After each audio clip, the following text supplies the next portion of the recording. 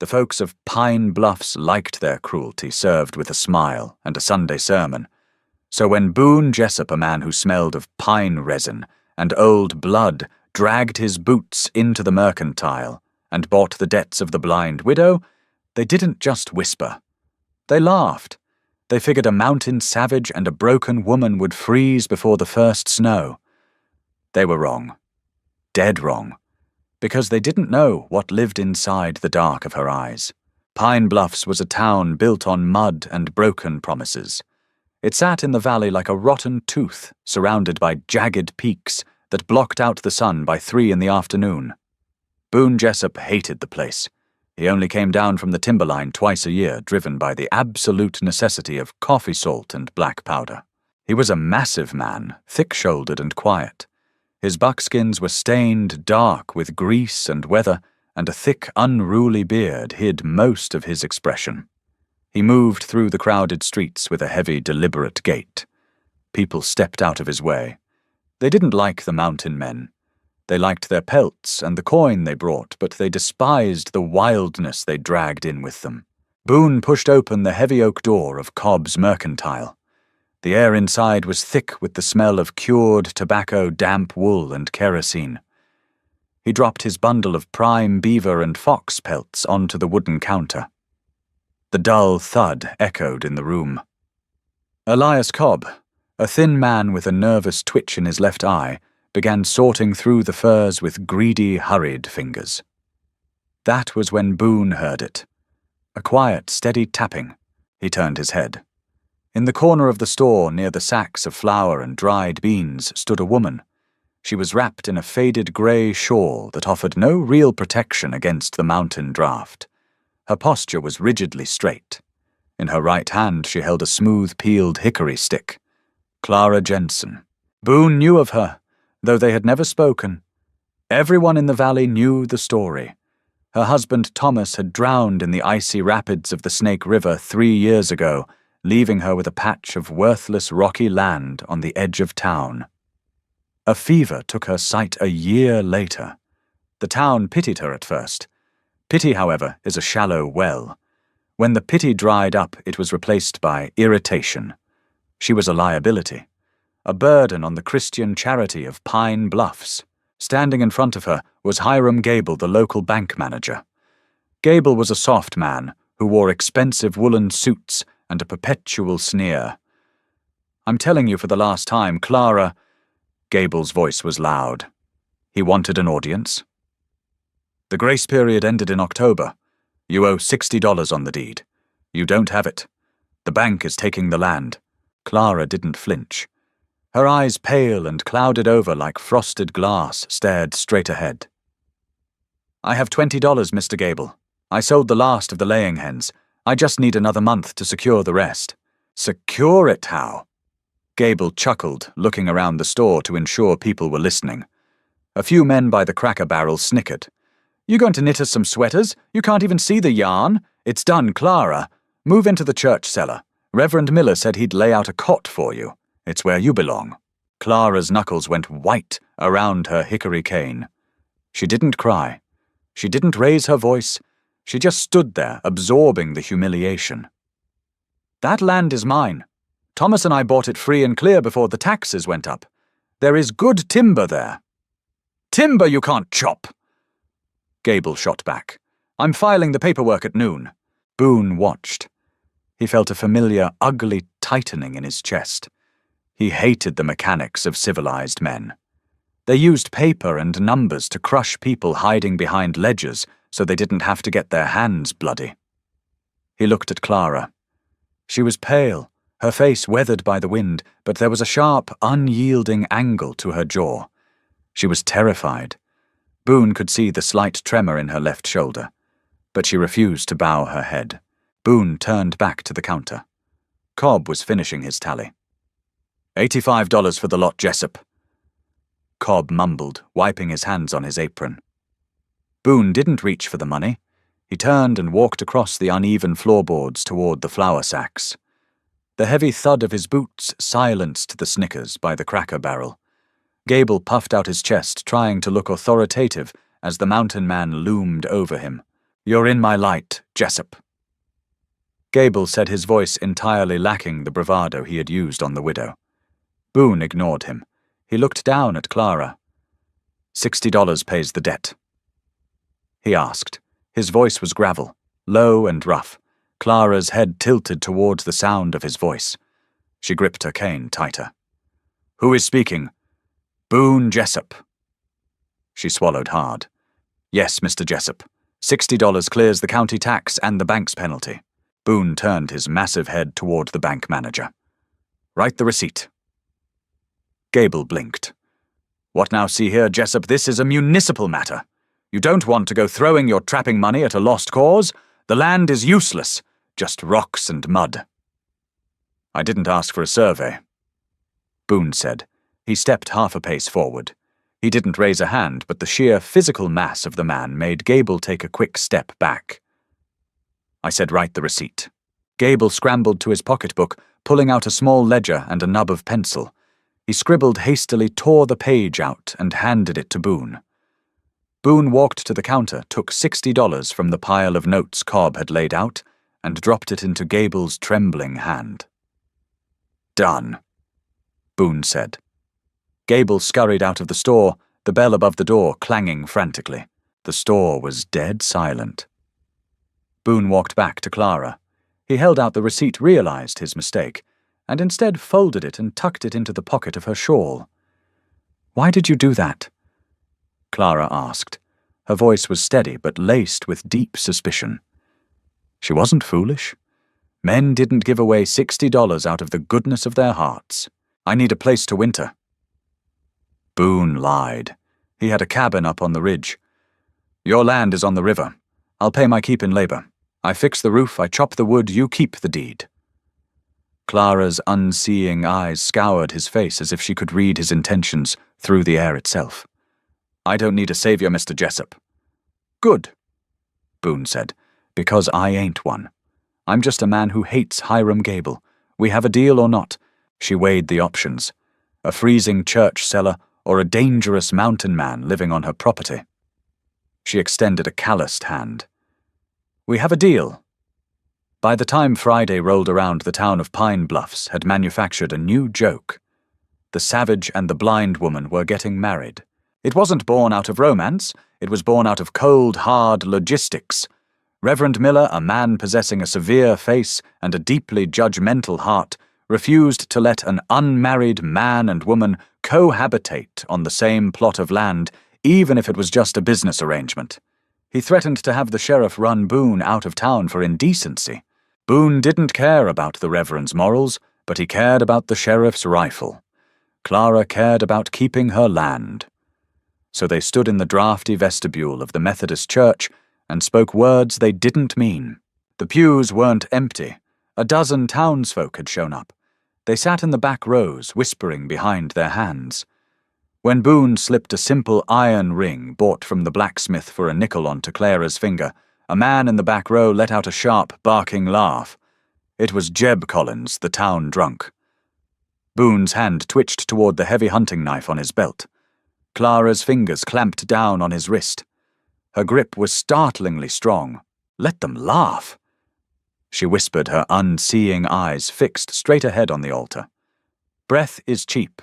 Wood is expensive. They left the church without shaking the Reverend's hand. Boone loaded Clara's few meager belongings into the back of a rented buckboard wagon. The ride to her property was a mile out of town, following the muddy, rutted track alongside the river. The silence between them was dense. Boone drove the horses, his eyes scanning the tree line out of habit. Clara sat rigid on the wooden bench, her hands folded in her lap. She didn't ask where they were. She listened to the sounds, the rush of the water over the shallows, the change in the wind as they passed through the pine brake. She knew exactly where she was. They pulled up to the homestead. Boone pulled back on the reins and stared. Hiram Gable hadn't been entirely wrong. The place was a ruin. The main cabin was barely standing, its roof sagging under the weight of wet leaves and rot. The door hung off a single rusted hinge. Beyond the cabin, right on the riverbank, sat a massive, half-finished timber frame. It looked like the skeleton of a giant, rotting beast. Thomas Jensen had been trying to build a grist mill before the river took him. "It's a mess," Boone said bluntly. There was no point in sugarcoating it to a woman who couldn't see. "I know," Clara replied. She reached for her cane and carefully climbed down from the wagon before Boone could offer a hand. He unhitched the horses and tied them to a sturdy post. When he turned back, Clara was already walking towards the skeletal remains of the mill. Her cane swept in wide, rhythmic arcs across the dead grass and mud. "Watch your step," Boone called out, jogging toward her. "There's loose timber everywhere with nails sticking out." "I know where the timber is, Boone," she said. It was the first time she had used his first name. She didn't slow down. She walked directly up to the massive main support beam of the unfinished mill and placed her bare hand flat against the rough wood. Boone stood a few feet away, crossing his arms. He figured she was grieving, remembering the husband who had failed to finish the job. He decided to let her have her moment. He turned his attention to the cabin. "I'll patch the roof before sundown," Boone said. "Get a fire going inside. It's going to drop below freezing tonight." "Leave the roof," Clara said. Boone paused. "You want to sleep under a leaky roof? The cabin is a temporary shelter," Clara said, her voice dropping, its defensive edge replaced by a quiet intensity. She turned her head toward him. Thomas didn't know what he was doing. He was a good man, but he was a terrible carpenter. He laid the foundation for the mill too close to the flood line. That's why it's rotting. Boone frowned. Then what's the point? Clara reached into the deep pocket of her wool skirt. She pulled out a heavy ball of twine. "Come here," she commanded. Boone walked over. "Take the end of this string," she said. He took it. "Walk exactly 15 paces inland, directly away from the water. Tell me when you hit the granite outcropping." Boone narrowed his eyes, but he turned and walked. His long strides ate up the distance. 14, 15, his boot hit solid, moss-covered rock. "I'm here. Tie the string to the base of the rock, tight." Boone tied it. He looked back. Clara was moving quickly now. She tied her end of the twine to the rusted iron wheel hub her husband had left in the mud. She reached into her pocket again and pulled out another spool of string, this one thicker. For the next hour, Boone watched in absolute silence. He didn't chop wood. He didn't fix the roof. He watched a blind woman map an acre of uneven, debris-littered ground. She used different thicknesses of rope and string. She measured by paces, by arm lengths, by the sound of the river against the rocks. She drove wooden stakes into the ground with a rusted mallet, finding the heads of the stakes purely by touch and muscle memory. By the time the sun dipped behind the western ridge, casting long, bruised shadows over the valley, the patch of mud between the ruined mill and the cabin was covered in a complex geometric web of intersecting ropes. Boone walked up to her as she hammered the final stake. She was breathing hard, her forehead beaded with sweat despite the cold. "What is this?" Boone asked, looking over the grid of twine. Clara stood up, wiping her dirty hands on her apron. She didn't look broken anymore. She looked terrifyingly focused. "This is the new foundation," she said. "The town thinks I'm a helpless widow sitting on a pile of useless timber. But I listened to every mistake Thomas made. I felt every warped board he cut.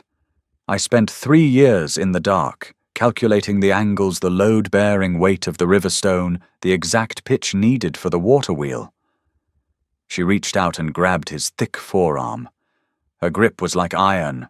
"They laughed at you for buying me Boone Jessup, but they don't know what I've been designing in the dark. I'm not building a shack. I'm building a sawmill, the only one within 50 miles, and you are going to help me build it." Boone looked at the intricate web of ropes. It was flawless. It was the floor plan of a massive, structurally perfect building.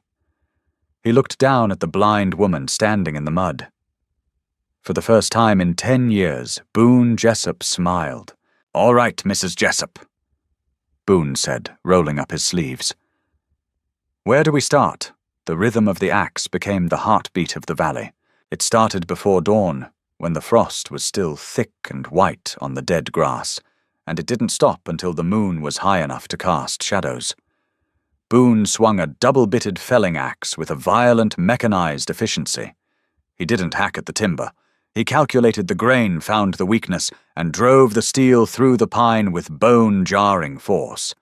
Every tree that fell shook the muddy earth. Every crack echoed all the way down to Pine Bluffs. The town heard it. They stood on the boardwalks outside Cobb's mercantile hands, shoved deep into their woolen coat pockets, listening to the distant rhythmic thuds. At first they smiled. They figured the mountain man was just chopping winter firewood. They figured he was building a crude lean-to for the blind woman before the heavy snows buried them both. But the chopping didn't stop. It went on for 2 weeks. Up on the ridge, the homestead was transforming.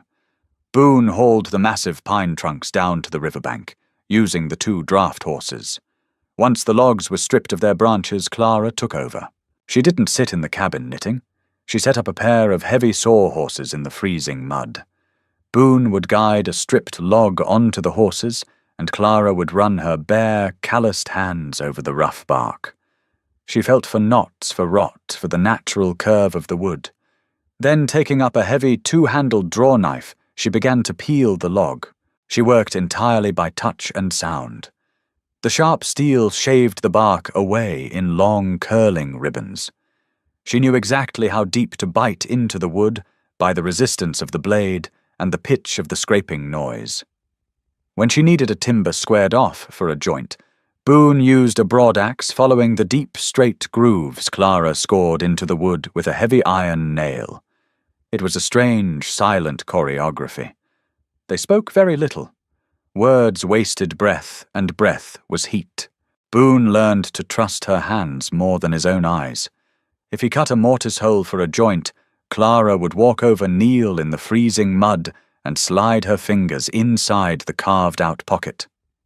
"A 1/4 inch too shallow on the left side," she said one afternoon, pulling her hand back.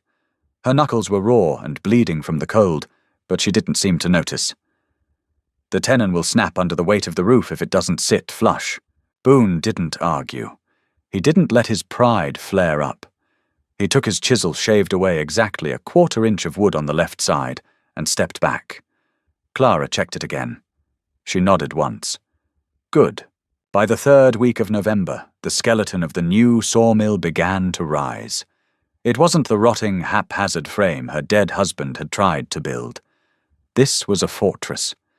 The primary support columns were 2 feet thick, sunk deep into the granite outcropping Clara had mapped with her string.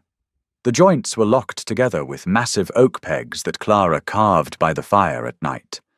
The townsfolk couldn't ignore the noise anymore. The curiosity ate at them.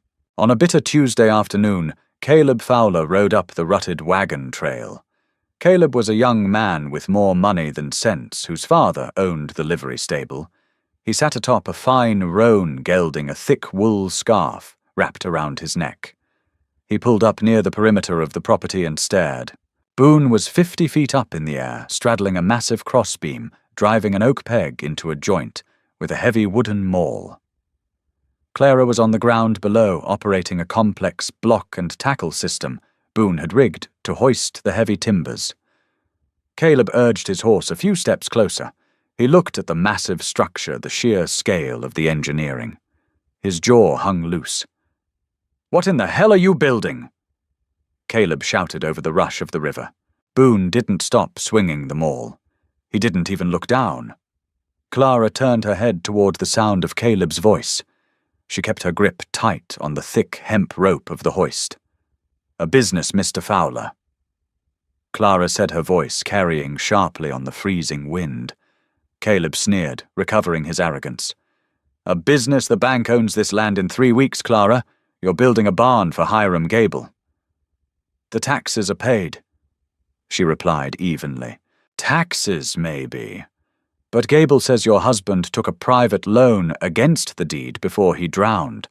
$80, due December 1st. Caleb leaned forward in his saddle, enjoying the delivery of the bad news. Gable didn't mention it at the store. Didn't figure a blind woman could read a contract anyway. The heavy thud of Boone's maul stopped. The silence that followed was heavy and dangerous. Boone slowly lowered the hammer. He looked down at Caleb. The mountain man's eyes were flat and dark, completely devoid of warmth. Caleb's horse shifted nervously, sensing the sudden shift in the air. "You tell Hiram Gable." Boone said, his voice a low, terrifying rumble that seemed to vibrate in the timber itself, "that if he steps foot on this claim before December 1st, I will nail his boots to the boardwalk, while he's wearing them." Caleb swallowed hard. The sneer vanished.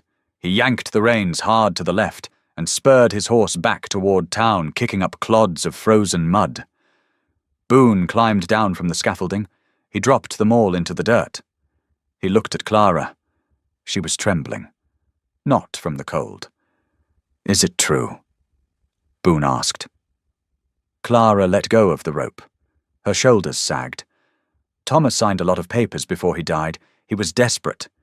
Gable likely kept the private loan quiet just to humiliate me further. $80. Boone looked out at the freezing river. He had spent his trapping money on the taxes and the iron fittings for the mill. They had exactly $4 left in a tin can under the floorboards. "I'll pack my things," Clara whispered. Defeat finally fractured her voice. "You've worked hard, Boone. Take the horses, take the tools, leave me here." Boone walked over to her. He didn't offer comfort. He offered reality. "We need a main axle for the water wheel," Boone said gruffly. "Oak, thick as a whiskey barrel. I saw a stand of old growth 3 miles up the ridge. We cut it tomorrow." Clara lifted her blind eyes toward him. "Did you hear me? We have no money. Gable will take the mill." "Let him try," Boone said. He turned and picked up his broadaxe. "Now grab the other end of this rope. The sun is dropping." The cold moved in like a predator. It didn't just freeze the mud. It sucked the moisture straight out of the air, making every breath feel like inhaling crushed glass. They found the oak tree 3 miles up the ridge. It was a monster hundreds of years old, its roots digging into the mountain like gnarled fingers. Felling it took 2 agonizing days. Stripping it and dragging it down to the river behind the straining draft horses took 3 more. By the time they wrestled the massive oak log onto the riverbank, it was late November. The Snake River was beginning to ice over at the edges, the black water churning violently through the center channel. They had to set the main axle for the water wheel. It was the most dangerous piece of the build. The axle had to be suspended perfectly level over the rushing water, resting in the carved stone cradles Boone had chiseled into the riverbank. It weighed over 1,000 pounds. Boone had constructed a sheer legs derrick, 2 massive poles lashed together at the top, leaning out over the water rigged with the heavy block and tackle. Clara stood back from the muddy bank, her hands gripping the tail end of the hoist rope. The friction burned through her leather work gloves, but she anchored her boots deep in the frozen dirt. "Tension!" Boone yelled over the roar of the rapids. Clara leaned back, throwing her entire body weight against the rope. The pulleys shrieked in protest. Slowly, agonizingly, the massive oak axle lifted off the mud. Boone was down in the icy water, waist-deep, his buckskin soaked and freezing instantly to his skin. He had to guide the suspended log into the stone cradles. The current battered against him, trying to sweep his legs out from under him. His lips were blue, his jaw locked in a rictus of sheer physical exertion. "Lower it!" Boone bellowed, shoving his frozen shoulder against the swinging oak timber. 2 inches. Clara let the rope slip exactly 2 inches. She felt the vibration of the heavy wood humming through the hemp line. Then the iron ring at the apex of the derrick groaned. A sharp, terrifying crack echoed over the water. One of the thick, lashing ropes holding the derrick together snapped under the cold and the weight. The structure shifted violently to the right. The oak axle swung sideways. It hit Boone square in the chest. The breath exploded from his lungs. The impact threw him backward into the freezing, churning black water. "Boone!" Clara screamed. The sound of the timber shifting and the splash was unmistakable. The rope in her hands jerked forward with terrifying force as the load dropped. The friction tore through her gloves, peeling the skin from her palms. If she let go, the axle would crash down, crushing Boone beneath the water. She didn't let go. Clara dropped to her knees in the mud, wrapping the rope around her forearms, burying her boots into the earth. The muscles in her back and shoulders screamed as the entire weight of the 1,000-pound log fought against her. Blood soaked through her ruined gloves, freezing instantly to the coarse hemp. "Boone!" She screamed again, her voice tearing her throat raw. Under the water, Boone was drowning. The cold had paralyzed his lungs. The current dragged him over the jagged rocks. He fought blindly, his heavy boots pulling him down. His hand broke the surface, thrashing against the ice. He felt the rough bark of the suspended oak log. Clara was holding it. A blind woman, 90 pounds soaking wet, was holding 1,000 pounds of dead weight by pure, irrational willpower. Boone grabbed the log. He pulled his head above the black water, gasping a ragged, agonizing breath. He hooked his arm over the timber, fighting the current. "Hold it!" he roared, coughing up river water. He hauled his massive frame up the side of the suspended log. The derrick groaned, leaning dangerously toward collapse. Boone scrambled along the timber, reached the stone cradle, and threw his weight against the end of the axle. "Drop it!" he yelled. Clara let the rope go. The massive oak timber slammed down into the stone cradles with a deafening boom. Water and ice sprayed high into the air. The axle seated perfectly. The iron ring at the top of the derrick shattered the wooden poles, collapsing uselessly into the river. Boone dragged himself out of the freezing water and collapsed onto the muddy bank. He lay flat on his back, staring up at the grey, unforgiving sky, his chest heaving violently. A moment later, Clara was beside him. She dropped to her knees, her hands frantically patting his chest, his face feeling for broken bones. Her breath came in ragged, terrified sobs. "I'm whole," Boone choked out, grabbing her wrists. "I'm whole." He felt the warm stickiness on her hands. He sat up, pushing through the agonizing cold, and pulled her palms toward his face. The leather gloves were shredded. Her hands were a mess of torn skin and raw meat. Boone didn't say a word. He stood up his joints, screaming, picked Clara up in his arms, and carried her to the cabin. He kicked the door shut against the wind. The fire in the hearth was burning low. He set her gently on the narrow wooden bed and stripped off his freezing buckskins before hypothermia set in, wrapping himself in a heavy wool blanket. He found the bottle of cheap whiskey he kept for medicinal purposes and poured a generous measure over a clean rag. He sat beside her on the bed. "This is going to burn," he warned quietly. Clara set her jaw. She held her hands out, palms up. Boone pressed the whiskey-soaked rag into her open wounds. Clara flinched, a sharp hiss escaping her teeth, but she didn't pull away. Boone wrapped her hands carefully in clean strips of linen. His massive, rough hands were startlingly gentle. The silence in the cabin was heavy, broken only by the crackle of the fire and the wind howling against the newly patched roof. "You saved my life," Boone said. It wasn't a compliment. It was a statement of fact. Clara kept her blind eyes focused on the fire. "You are the only man in this valley who treats me like I'm not broken. I wasn't going to let the river take you, too." Boone looked at her. Really looked at her. He saw the fierce, unyielding architecture of her jawline, the exhaustion carved into the skin around her sightless eyes. He had spent his life running from people, from towns, from the messy entanglements of human weakness. He went to the mountains because the mountains were honest. They killed you with cold and teeth, not with ledgers and lies. But looking at Clara sitting in the dim light with ruined hands and an unbroken spirit, he realized something terrifying. He didn't want to go back to the timberline. "We have an axle," Clara whispered, exhaustion finally pulling her down into the pillows. "We just need $80. Boone reached out and pulled the heavy quilt over her shoulders. "Rest," Boone said quietly. "I'll handle Hiram Gable." Boone left the cabin 2 hours before dawn. The temperature had plummeted overnight, locking the valley in a hard, white freeze. The mud of the wagon trail was solid as iron. He didn't take the horses. He walked. Over his right shoulder he carried his Hawken rifle. It was a heavy percussion cap piece forged in St. Louis. 50-inch octagonal barrel, curly maple stock polished smooth by years of sweat and handling. Double-set triggers that broke like winter ice. It wasn't just a tool, it was his livelihood. It had dropped charging grizzlies in the bighorns and kept him breathing through winters that starved lesser men. It was worth $150 to the right buyer. Boone marched into Pine Bluffs as the sun crested the eastern ridge, casting long, pale shadows down the main street. The town was just waking up.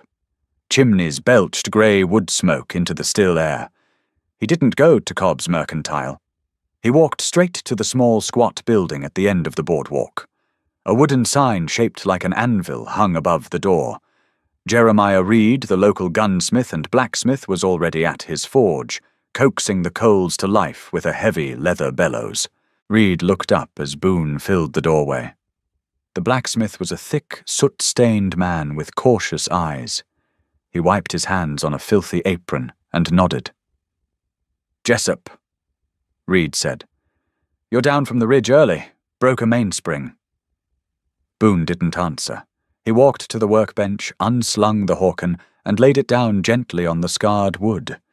The steel barrel gleamed dull and cold in the lantern light. Reed stopped pumping the bellows. He walked over, his eyes fixed on the rifle. He reached out, hesitating a moment before running a calloused thumb over the brass patchbox. He knew exactly what he was looking at. Every man in the territory who knew anything about firearms knew a genuine Hawken. "That is a beautiful piece of murder," Reed murmured. He looked up at Boone. "What do you want for it?" $80. Boone said. "Gold or banknotes, no scrip." Reed narrowed his eyes. He knew the rifle was worth nearly double that. He also knew Boone Jessup wouldn't sell his primary weapon unless he was desperate. The town gossip about the widow's debts suddenly made perfect sense. "I can give you 60, Reed tested, tapping the stock. "Hard winter coming? Cash is tight." Boone reached out and grabbed the barrel. 80. Or I walk it to the assayer in Carson City next spring. Reed sighed, realizing the mountain man wasn't in the mood to haggle. He went to a heavy iron strongbox beneath his counter, unlocked it with a key he wore around his neck, and counted out 4 $20 gold eagles. He set them on the bench. Boone picked up the coins. He didn't look at the rifle again. He turned and walked out into the freezing street. The bank didn't open for another hour, so Boone waited on the boardwalk opposite the building. He stood perfectly still, impervious to the biting wind, his massive arms crossed over his chest. People walked past him, giving him a wide berth. They looked at the empty leather sling strapped across his chest. They whispered. At precisely 8 o'clock, Hiram Gable strode down the street.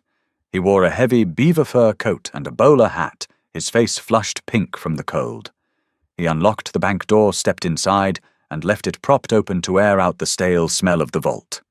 Boone followed him in. Gable was just settling behind his polished mahogany desk when the heavy footfalls made him look up. The smug satisfaction wiped off the banker's face instantly. "Jessup!" Gable stammered, pulling a ledger toward him defensively. "The bank isn't open for transactions yet. And regarding the Jensen property, the deadline is tomorrow. You don't have the capital. I've already drafted the foreclosure." Boone stepped up to the desk. He didn't raise his voice. He didn't have to. He reached into his coat pocket, pulled out the 4 gold eagles, and dropped them onto the mahogany. The heavy clack of the coins echoed off the plaster walls. $80, Boone said. "Write the receipt. Mark the loan paid in full." Gable stared at the gold. He looked from the coins to Boone's face, searching for a trick. Finding none, his face flushed a deeper, angrier red. He had wanted the land. He had wanted to see the widow broken. "This doesn't change anything." Gable spat, picking up a pen with a shaking hand. "She can't run a mill blind. You're delaying the inevitable. You'll starve. Write it." Boone growled, leaning heavily on the desk. Gable hastily scribbled the receipt, stamped it, and shoved it across the desk. Boone took the paper, folded it meticulously, and walked out without another word. When Boone returned to the homestead, the sun was high and weak. Clara was outside by the fire pit, a heavy blanket wrapped over her shoulders. Her hands were still thickly bandaged from the rope burns resting uselessly in her lap. She turned her head as Boone's heavy boots crunched on the frozen mud. She listened intently. "You're back," she said softly. "The debt is cleared," Boone said. He pulled the paper from his pocket and pressed it into her bandaged hand. "Gable won't bother you again." Clara ran her thumb over the rough paper. She didn't smile. Her brow furrowed. She listened again, the silence stretching between them.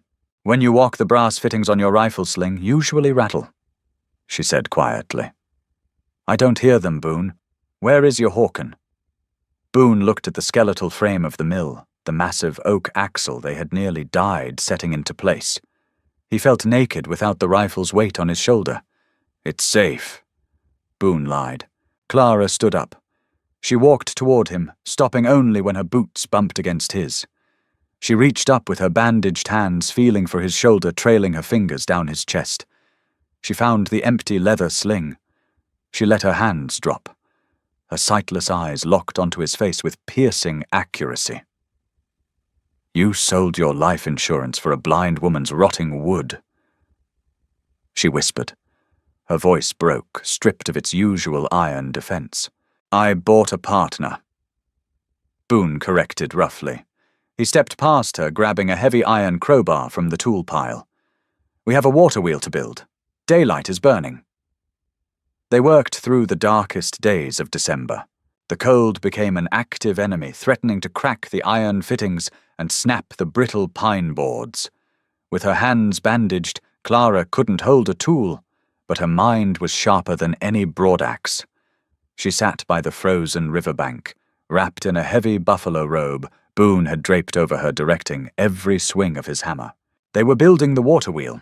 It was an undershot design meant to harness the brutal, fast-moving current of the Snake River, rather than relying on a heavy drop.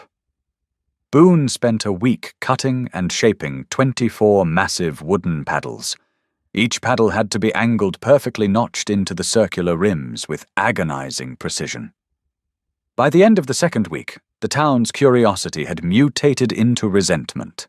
The people of Pine Bluffs didn't like being proven wrong. They had bet on the widow's failure. Now the sprawling, structurally sound silhouette of a functional sawmill loomed over the riverbank. It was a monument to their own lack of charity.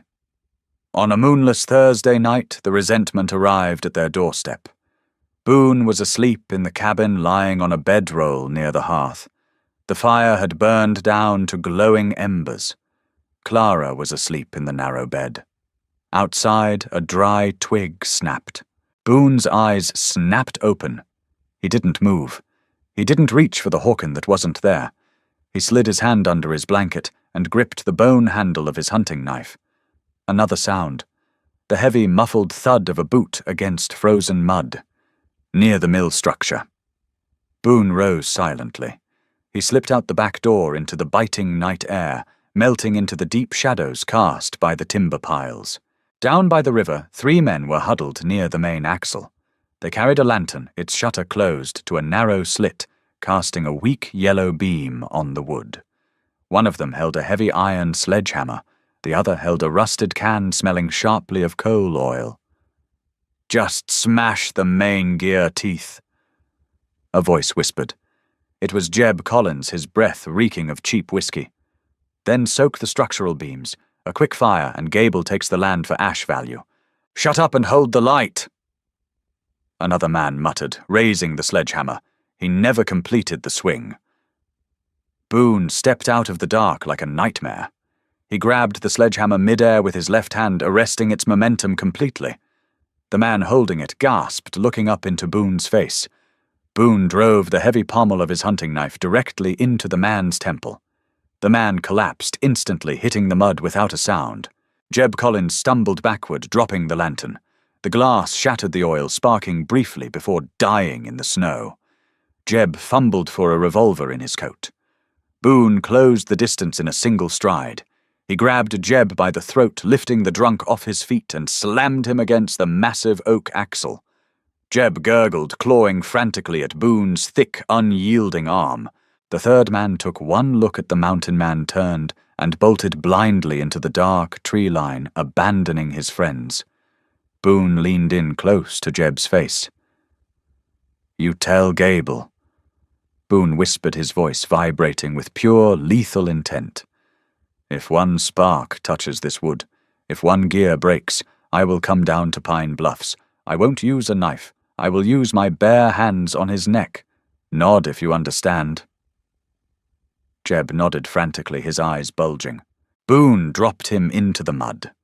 Jeb scrambled backward, dragged his unconscious friend up by the collar, and staggered away into the night, sobbing. 2 days later, the mill was ready.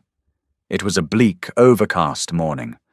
The river was choked with chunks of drifting ice. The massive wooden wheel hung suspended above the current, the sluice gate locked tight, holding back the freezing water.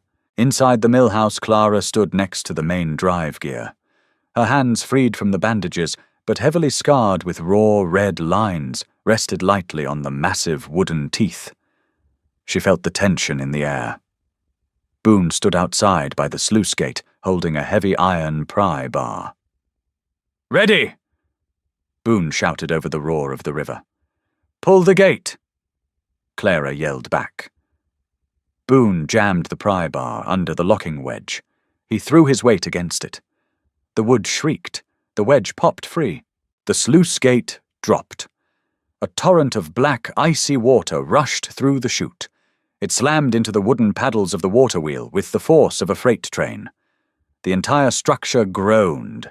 The ground beneath their feet shuddered violently. For 3 agonizing seconds, nothing happened.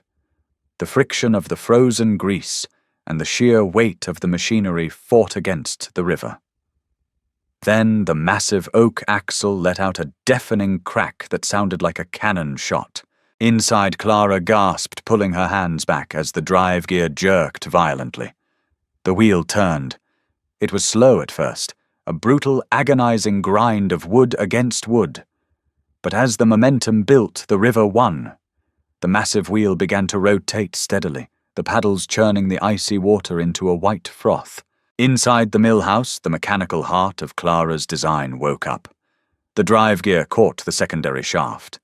A cacophony of rhythmic clacking and grinding filled the cavernous space. The massive carriage sled, designed to push logs through the blade, lurched forward along its tracks. Boone walked into the mill house. He watched the massive circular saw blade purchased with the last of his trapping money months ago spin up to speed. It became a terrifying blur of singing steel. Clara stood in the center of the noise. The sheer volume of the machinery was deafening, but she didn't cover her ears. She reached out and placed her scarred hand flat against the vibrating oak wall of the mill. She felt the raw mechanical power humming through the wood. She felt the steady, flawless rhythm of the gears she had calculated in the dark. A slow, brilliant smile broke across her face. It was the first time Boone had ever seen her truly smile. "Throw a log on the carriage, Mr. Jessup!" Clara yelled over the roar of the saw. "We have timber to cut." The scream of the massive circular saw blade biting into old-growth pine became the new anthem of the valley. It was a violent, beautiful noise. It drowned out the wind. It drowned out the roar of the river. Boone worked the heavy iron levers of the carriage sled. He fed a 12-foot lodgepole pine into the spinning steel teeth. Sawdust exploded into the air, a thick, fragrant cloud of raw sap and fresh timber. The blade sliced through the log with hungry efficiency, spitting out a perfectly straight, rough-sawn board onto the exit rollers. Clara stood at the end of the line. The noise was absolute, isolating her in a world of vibration. She reached out. Her scarred hands found the warm, freshly cut wood. She ran her fingertips along the broad, flat face, then down the sharp 90-degree edge. She didn't need eyes to see the quality. The kerf was perfectly uniform. The thickness was exact.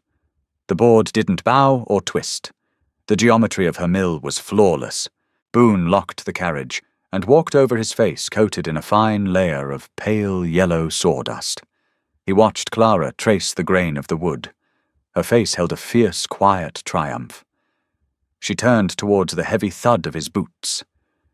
"It's straight," she said, raising her voice over the idling hum of the mill machinery. "Quarter-inch tolerance at most. Better than the steam mills in Carson City." Boone confirmed. He grabbed the board and tossed it onto the growing stack outside the mill house. "We have 50 boards cut. Give it another week, we'll have a mountain." "We don't need a mountain," Clara replied, stepping out into the biting winter air to escape the noise. "We just need a buyer, and they will come." She was right.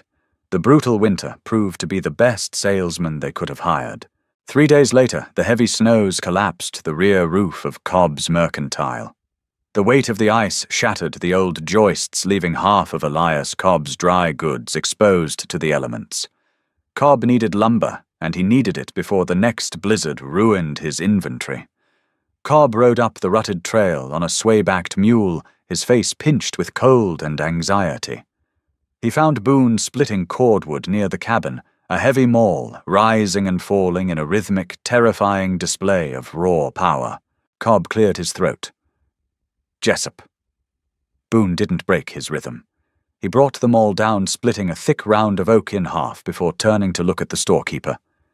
He said nothing. "I need timber," Cobb muttered, shifting uncomfortably under the mountain man's flat stare. 20 heavy joists, 100 feet of planking. How much? Boone leaned the maul against the chopping block. "I don't sell the wood. Talk to the boss." He pointed toward the mill. Clara was sitting on a freshly cut stump, weaving a new, heavy rope from hemp fibers. Cobb swallowed his pride and walked over. "Clara." Cobb started trying to sound neighborly. "Terrible weather we're having. I caught a bad break. Roof caved in." Clara didn't stop weaving. "I heard. It's a shame about your flour sacks, Elias." Cobb bristled slightly. "I need lumber. I know you've been cutting. I'll pay fair market price. 3 cents a board foot." Clara paused. She tilted her head, listening to the wind cut through the pines. 6 cents, she said evenly. Cobb choked. 6, that's robbery. The steam mill in the county seat charges 4. Then take your mule ride 50 miles through a blizzard to the county seat and buy it for 4. Clara said. Her voice held zero malice. It was purely transactional. "But if you want the wood today, it's 6 cents a foot, plus a $10 delivery fee because Boone has to hitch the draft horses in the snow." Cobb's face turned purple. He looked back at Boone, who was casually leaning against a pile of wood, picking his teeth with a splinter. There was no help coming from that direction. Cobb thought of his exposed sugar and coffee, the hundreds of dollars in ruined inventory if he didn't patch the roof by nightfall. "Fine," Cobb spat. "You'll have a bank draft by noon." "No drafts," Clara countered. "Gold or silver. I don't trust Hiram Gable's paper." "And Elias," Cobb stopped, turning back with a glare she couldn't see. "What? I want the winter coat you have in the window display. The heavy wool one with the badger fur collar. Throw that in and Boone leaves in 10 minutes. Cobb practically marched back to his mule, cursing under his breath. Boone walked over to Clara. He looked down at the blind woman, a slow grin spreading beneath his thick beard. She had just ruthlessly extorted the man who had laughed at her 3 months ago. 6 cents? Boone asked. He would have paid 8. Clara replied, picking up her hemp fibers again. But I didn't want to seem greedy. Boone chuckled. It was a deep, gravelly sound that startled the horses. He reached out his massive hand, surprisingly gentle, as he brushed a stray wood shaving from her shoulder. "I'll hitch the wagon," he said. For the first time since they had taken their hollow vows in the church vestibule, the gesture felt like a promise. Clara leaned slightly into his touch, the cold winter air suddenly feeling entirely manageable. By late February, the bitter freeze broke, giving way to a muddy, vicious thaw. The river swelled with snowmelt, turning the water wheel with terrifying mechanical fury. The mill ran 12 hours a day. The stack of cured lumber beside the riverbank grew to towering proportions. Wagons from neighboring valleys began to brave the muddy trails bypassing Pine Bluffs entirely to buy directly from the Jensen Jessup mill. Clara's iron-fisted pricing and the undeniable quality of Boone's cuts made them an absolute necessity. Hiram Gable was suffocating. The bank manager had relied on the town's isolation to control its economy. He issued the loans, he set the rates, and he foreclosed when the harsh mountain life inevitably broke the settlers. But Clara was injecting hard currency into the valley. People were buying lumber to build better barns, reinforcing their homes against the weather and bypassing Gable's exorbitant loan terms. Gable decided to stop the bleeding. On a grey Tuesday morning, Gable rode up to the mill. He didn't come alone. He brought a man from the county seat, a hulking, grim-faced deputy named Hayes, who wore a silver star pinned to a heavy buffalo coat. They dismounted by the main trail, their boots sinking deep into the spring mud. Boone was sharpening the main saw blade, a massive, tedious job that required filing every individual tooth by hand. He heard the horses approaching. He set the heavy iron file down and stepped out of the mill house. Clara was already standing outside the cabin, her hickory cane planted firmly in the mud. "Clara," Gable called out, his voice carrying an edge of desperate authority. "Call off your dog. We are here on county business." Boone didn't run, but his long strides closed the distance in seconds. He positioned himself squarely between Gable and Clara. He didn't carry a firearm, but his sheer physical presence made Deputy Hayes drop a hand to the heavy Colt revolver strapped to his hip. "State your business and get off my claim," Boone rumbled. Gable pulled a folded legal document from his coat. "It's an injunction, Jessup, signed by a circuit judge. You are illegally damming a navigable waterway." Clara stepped out from behind Boone's wide back. "The Snake River isn't navigable above the gorge, Hiram. You know that. It's white water and rocks." "The judge disagrees," Gable sneered. "The water wheel violates downstream water rights. The mill has to shut down immediately pending a federal survey. And since that will take until next spring, you are out of business." He shoved the paper toward Boone. Boone didn't take it. He couldn't read well enough to decipher legal jargon, but he knew a trap when he saw one. He looked at Deputy Hayes. "You fixing to enforce this paper?" Boone asked, his voice dropping an octave. Hayes drew his revolver. The metallic click of the hammer locking back cut through the roar of the river. "I am. Step away from the machinery. We're chaining the sluice gate." Boone's muscles coiled. He calculated the distance. He could clear the space and break the deputy's wrist before the man could squeeze the trigger, but there was a risk of a stray bullet hitting Clara. "Wait," Clara said. Her voice cut through the tension like a whip. She tapped her cane against the mud. "Read the bottom of the injunction, Deputy. The legal description of the property." Hayes frowned, keeping the gun leveled at Boone while glancing down at the paper Gable held. "Section 4, Township 9, Range 12. "Stop," Clara commanded. "That's Thomas's original plot, the 50 acres by the road. The plot you claimed for back taxes, Hiram." Gable smiled a nasty, triumphant twisting of his lips. "Exactly. The mill sits on it."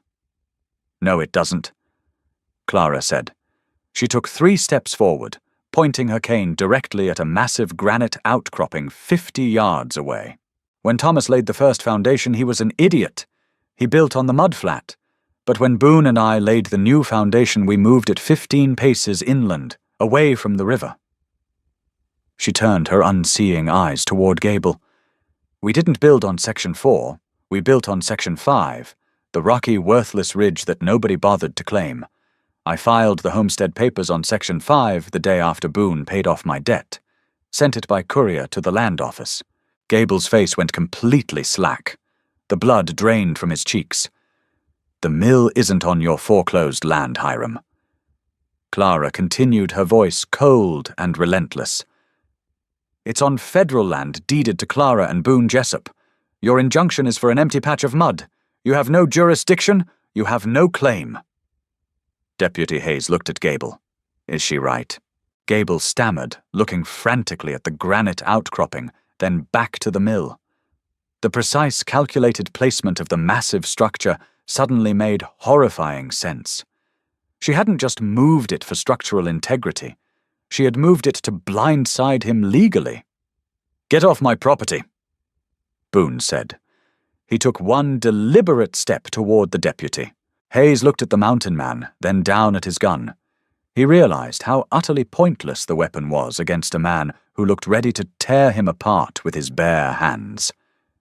The deputy carefully uncocked the revolver and slid it back into its holster. "This is a local dispute, Gable," Hayes muttered, stepping back toward his horse. "I'm not getting killed over a bad survey." Gable stood, paralyzed in the mud. He looked at the blind widow. He finally saw the trap she had built in the dark, weaving it together with string and patience while the whole town laughed at her. "You won't survive the year." Gable spat weakly, though the venom had completely left his voice. "We already survived the winter," Clara said. She turned her back on him and began walking toward the mill. "Boone, fire up the boiler. We have timber to cut." By May, the valley bloomed, but the most significant change wasn't the wildflowers. It was the sheer volume of traffic. The muddy wagon trail leading up to the Jessup claim was now a hard-packed, deeply rutted road, pounded flat by the constant rolling of heavy freight wagons. Pine Bluffs had fundamentally shifted. The center of commerce was no longer Hiram Gable's mahogany desk. It was the churning water wheel on the river. People who had laughed in the drafty pews of the Methodist church now stood ankle-deep in sawdust, holding their hats in their hands, waiting to speak with Clara. She conducted business from a heavy oak chair Boone had built for her set, right outside the mill doors. She didn't hold grudges. Grudges were an emotional luxury and bad for the ledger. But she didn't offer discounts either. When Reverend Miller needed siding for the church expansion, he paid exactly what Elias Cobb paid, 6 cents a foot. He tried to appeal to her Christian charity, his voice dripping with forced humility. Clara simply tapped her cane against the floorboards and reminded him of the freezing, damp cellar he had offered her when the bank came calling. He paid in silver. The operation had grown too large for just the two of them. They had to hire men. Men who used to sneer at Boone's buckskins and whisper about Clara's blindness now lined up for a daily wage. Boone didn't oversee them with a whip or a loud voice. He managed them with sheer terrifying competence. If a man complained a log was too heavy, Boone would walk over shoulder it alone and point down the road towards town. Nobody complained twice. One late afternoon after the last wagon rolled down the hill and the hired hands had cleared out the mill, finally fell silent. The river rushed by, a constant soothing roar compared to the mechanical violence of the circular saw. Boone was wiping down the massive iron drive gears with a grease rag. He was exhausted. It was a good deep ache in his bones that felt like honest labor. He had a roof that didn't leak a fire that didn't die, and a woman who possessed a spine made of forged iron. He heard Clara's hickory cane tapping against the floorboards. She was walking toward him from the cabin, but her gait was different. Slower. Burdened. He stepped out from under the carriage sled. She was holding something long and heavy wrapped tightly in a thick wool blanket. "The stagecoach came through from Carson City today," Clara said. She stopped a few feet away, listening for the heavy scrape of his boots to pinpoint his exact location. I sent an order down with the driver 3 weeks ago. Boone wiped his greasy hands on his canvas trousers. We don't need parts. The gears are holding fine. It's not parts. She held the heavy bundle out. Boone took it. He knew the weight before he even peeled back the wool. The familiar metallic scent of gun oil and polished curly maple hit the air. He unwrapped the blanket. His Hawken rifle. The brass patchbox gleamed in the fading evening light. There was not a single scratch on the barrel. It was perfectly maintained. Boone stared at the weapon. He looked up at Clara. Jeremiah Reed wouldn't sell this back for less than $150. He knew what it was. He sold it for $200. Clara said, her voice perfectly steady. I told him to take it out of the bank draft I got from the railroad agents yesterday. They're laying new track up north through the pass. They bought our entire summer yield. Boone ran his rough thumb over the percussion hammer. The metal was cold, familiar, and lethal. It was a piece of him he thought he had buried for good to pay Hiram Gable's extortion. He swallowed hard. The mountain man who could stare down a charging grizzly without a flinch felt a sudden terrifying tightness in his throat. You didn't have to do that. Boone rasped, his voice thicker than usual. The mill needs the capital for winter. Clara stepped closer. She reached out her heavily scarred hands, finding his chest moving past his heavy suspenders until they rested squarely over his heart. The mill has capital, she said softly. The mill has a foundation. I wanted my husband to have his rifle. Boone looked down at her. She wasn't a fragile thing needing protection. She was steel and pine and sheer unbroken will. He set the heavy rifle down on the workbench. He reached out and took her face in his massive, calloused hands. He didn't ask. He just leaned down and kissed her. It wasn't a gentle, polite thing. It was fierce and grounded tasting of sawdust sweat and survival. Clara's cane clattered loudly to the wooden floorboards. She reached up her hands, tangling in his thick, unruly beard, pulling him closer, anchoring herself against his unyielding mass. When they finally broke apart, the sun was dipping below the tree line, painting the sky in brutal shades of bruised purple and gold. Boone kept his forehead pressed against hers, breathing in the scent of pine resin and cold river water that clung to her skin. They thought we'd freeze. Boone whispered, his voice a low rumble. Clara smiled, her sightless eyes facing the horizon she didn't need to see to own. Let them freeze, she said. We have fire to build. They stood together in the quiet twilight. Two castaways who had taken a patch of worthless mud and built an empire. The town of Pine Bluffs was down in the valley, wrapped in its petty squabbles and debts. Up on the ridge the wheel turned, the river rushed, and the mountain man held the blind widow, knowing for the first time in his life he was exactly where he belonged. And that is how the wild is truly tamed, not with paper and greed, but with iron sweat and an unbreakable will. Clara and Boone didn't just build a mill, they built a legacy over the ashes of their doubters. If this story of vengeance, grit, and hard-earned love got your blood pumping, don't let it end here. Hit that like button, share this video with someone who appreciates a real frontier tale, and subscribe to the channel so you never miss a story. Let us know in the comments what was your favorite moment of Clara's revenge. See you next time.